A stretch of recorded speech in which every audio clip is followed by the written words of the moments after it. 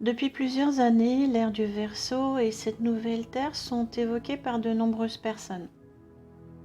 C'est une dimension que nous allons atteindre d'ici quelques temps, mais avant d'y accéder, nous aurons des obstacles à dépasser, des expériences à vivre. Pensez-vous réellement que nous puissions passer de la dimension dans laquelle nous sommes à cette magnifique dimension évoquée ? Réfléchissez juste une minute. Comment accueillir des âmes qui se battent pour mettre du carburant dans un véhicule ? C'est évident que cela est une illusion. Je sais que je vais en décevoir beaucoup. Dans les prochains mois, nous allons déconstruire ce monde dans lequel nous étions. Nous allons voir s'effondrer ce système ainsi que toutes les organisations, administrations, associations, coalitions. Lorsque l'on veut rénover sa maison, il faut d'abord retirer tous les meubles, les accessoires, la décoration qui ne nous servira plus, puis nettoyer les murs, les sols éventuellement cassés pour remplacer par des revêtements neufs, plus en harmonie avec qui nous sommes à ce moment-là.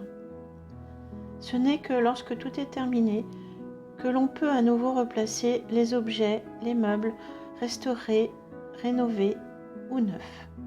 À ce moment-là, nous pouvons commencer à imaginer notre vie dans ce nouvel espace, placer de jolies fleurs fraîches dans des vases. À ce moment-là, nous sommes dans cette nouvelle vie que nous nous sommes créée. Il va en être ainsi, et cela sur beaucoup plus long, pour cette transition que va effectuer l'humanité dans les prochaines années. Nous pouvons bien sûr rêver à cette période bénie que nous allons vivre. Malheureusement, il faut également penser à ce qui vient et s'y préparer, car nous allons voir beaucoup d'âmes partir.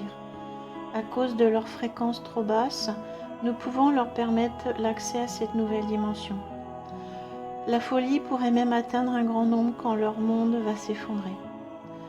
Ce qui signifie qu'autour de vous, vos proches, vos voisins, vos connaissances risquent de disparaître.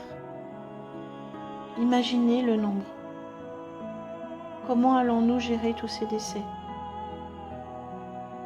De nombreux appartements, maisons se videront, peut-être même des quartiers, des villages entiers. Je vous demande souvent de garder les vibrations hautes. Cela n'empêche pas de réfléchir à cela. Il est important de se préparer à cette phase tout en gardant à l'esprit cette belle image du monde de demain. Nous allons traverser cette transition ensemble, unis, soudés.